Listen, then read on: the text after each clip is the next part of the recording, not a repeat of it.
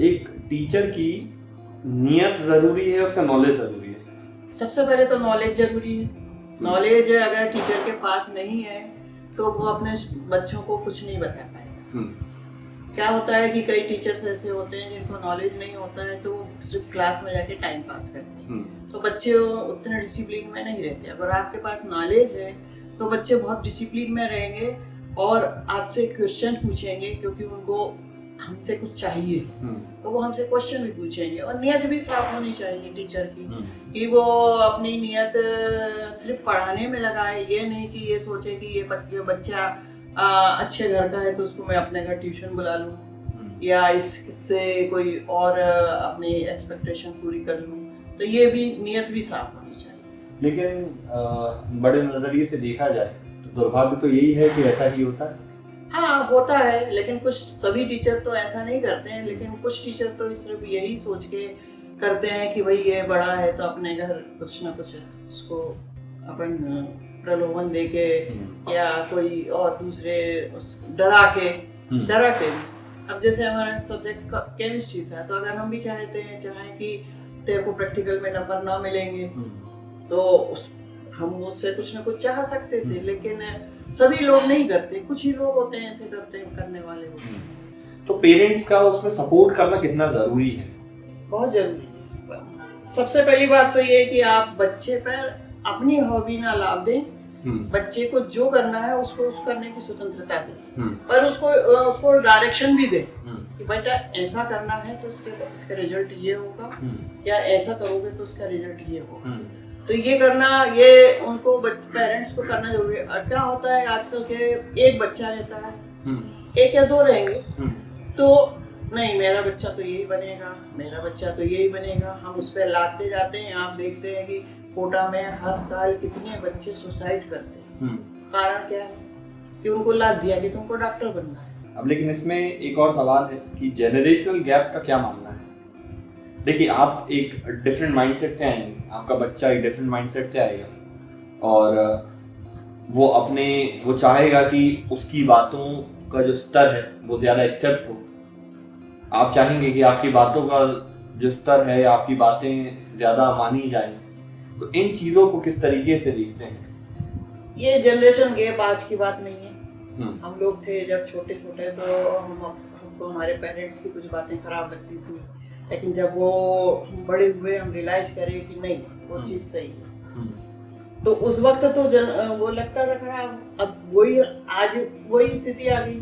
हम कुछ बोलेंगे तो हमारे बच्चे या हमारे उसके या जो हमारे स्टूडेंट उनको बुरा लगेगा कि अरे नहीं मैडम तो डांटती रहती हैं या मम्मी डांटती रहती हैं या मम्मी ने कुछ कह दिया। तो ये जनरेशन गैप तो चलता रहेगा और आज से नहीं कई आगे भी सदियों तक चलेगा। लेकिन इसमें आपको कॉम्बिनेशन बिठाना है। आप बच्चे की भी सुने, उस पर ध्यान दें, और बच्चे पेरेंट्स की भी सुने, उस पर भी ध्यान दें। तो अगर ये दोनों में अच्छा कॉम्बिनेशन बन जाता है तो वहाँ जनरेशन गैप नहीं रहता। कई पेरेंट्स हमने ऐसे देखे हैं जो अपने लड़के के साथ, खासकर पिता का लड़के के साथ बहुत अच्छे संबंध नहीं रहते, अक्सर है देखा जाता है। तो कई पिता ऐसे भी देखे हमने कि वो अपने लड़के के साथ दोस्त जैसा व्यवहार करते हैं, तो लड़का भी उनको वैसा ही ट्रीट करता है। ये नहीं मानता पिता अपनी जगह सही है, अपने कर्तव्य निभा रहा है, बेटा भी अपना कर्तव्य निभा रहा है, लेकिन जब दोनों एक दोस्त जैसे रहेंगे तो वो उनमें कभी भी मनमुटाव नहीं होता। तो दोस्त जैसा समझेंगे तो ठीक है, और नहीं तो वो तो जनरेशन गैप बढ़ते ही जाता है। आप उसमें आप कुछ नहीं कर सकते। तो एक आखिरी संदेश अगर देना हो तो क्या देना चाहते? आखिरी संदेश ये है कि पेरेंट्स के लिए तो ये है कि बच्चों को अपने अनुसार काम करने दिया जाए।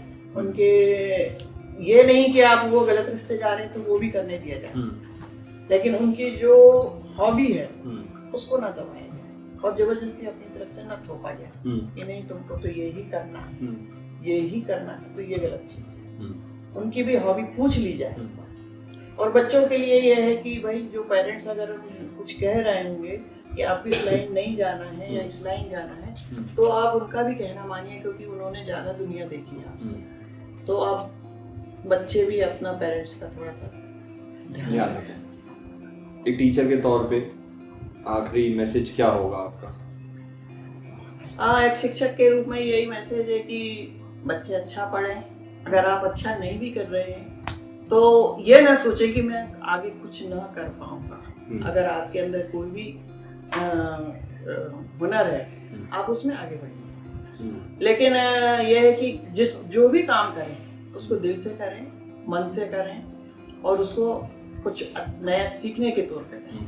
यह नहीं कि बस हमको करना है, कर रहे हैं, इस तरह से टाला मटोल न करके अपना अनुशासन में रहकर उसको आगे बढ़कर, तो ये बच्चे इसमें आगे। कई बार हमारे पास ऐसा होता था कि जब हम लोग बोर्ड एग्जाम के पहले बच्चों को एक उनकी वो लेते थे क्लास, उसमें ये बताया जाता था कि देखो बेटा आपको पढ़ना है, पढ़ रहे हो, आपने अच्छा करा, लेकिन बाय द वे आपका रिजल्ट खराब आता है तो वो एक कागज का टुकड़ा है, लेकिन आप अपने माँ बाप के दिल के टुकड़े। इसलिए उनके ये मत करना कि आप कोई गलत काम उठा कर